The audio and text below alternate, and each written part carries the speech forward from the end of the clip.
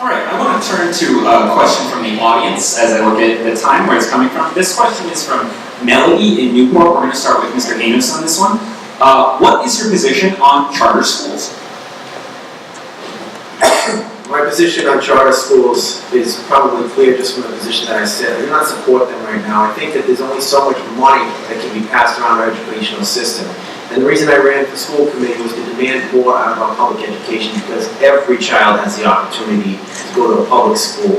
And as much as everyone wants to talk about charter schools, it ends up being a lottery of some sort. At some point in time, they don't follow the same rules as the public schools follow. Therefore, a child can be excused or removed from that school for all the things that we have to tolerate within our public schools. So I say we take all that money and invest it and demand more out of our public school system. And that is exactly why I ran for school committees, to do just that, to make sure we get a better, stronger public school system in the state. Kim Ripley, what is your stance on charter schools?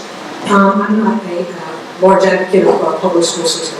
I mean, I am a large advocate of a public school system. I think the charter schools actually take money away from that, and I think that that's where it should be emphasized.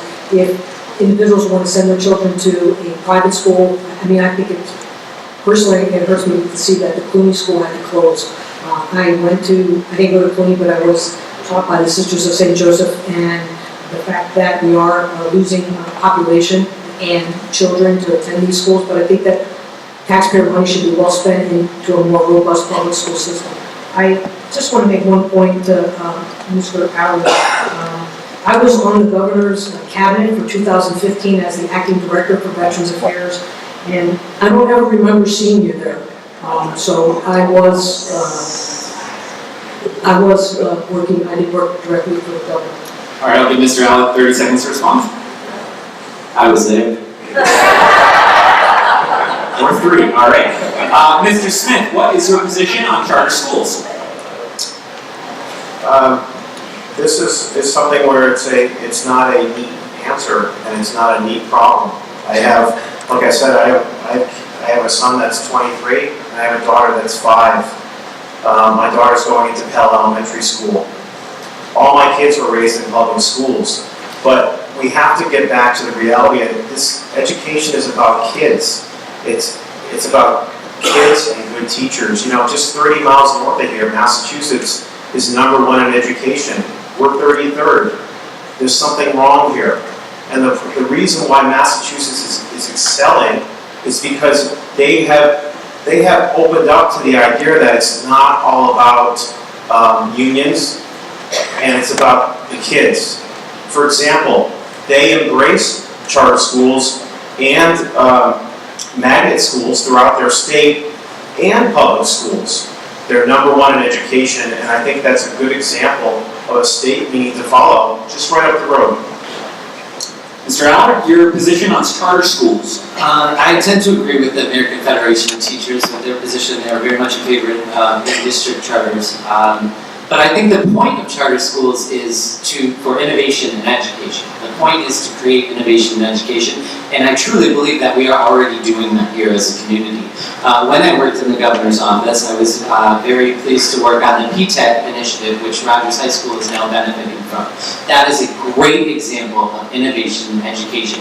You can come out of high school with an associate's degree and a good paying job. So I think great things are already happening in our schools. Don, what are your position on charter schools? I think that we need to do whatever we can to make sure that we can educate all of our kids. And so this challenge that I see with the charter schools is that we're setting up essentially 2 school systems, and some kids win the lottery and some kids don't. We need to educate all of our kids. I understand that there are challenges in our public schools, and we need to be engaging with our teachers. Attacking our teachers isn't going to help the situation. Attacking the parents isn't going to solve the situation. Attacking our kids, calling them bad kids, that's not going to solve the situation. Everyone has the same goal. We want to educate our kids. We need to work together. We need to be realistic about the challenges that we're facing. We need to fund our schools so that they can be successful. And splitting folks off into either into a lottery system, I don't see that as achievable. John Flores, your position on charter schools? I support them. And I believe that there's not a one-size-fits-all educational curriculum. I've experienced it firsthand. I've worked with a lot of constituents where I've sat in meetings with them. They've asked me to come with them because their child has autism or has another learning disability that the current school where they're at, one of our current public schools, can't accommodate their unique learning needs. Now we can sit here and argue, well, we need to pour more money into our schools, we need to strengthen our schools and better them, right? We can talk about this narrative 24/7, but the fact of the matter is that it's not happening. So what's with trying something different, something unique, something out of the norm? And that's why I support charter schools. You look at the Urban Education Institute in Chicago, this is a phenomenal example. And there are examples like this everywhere.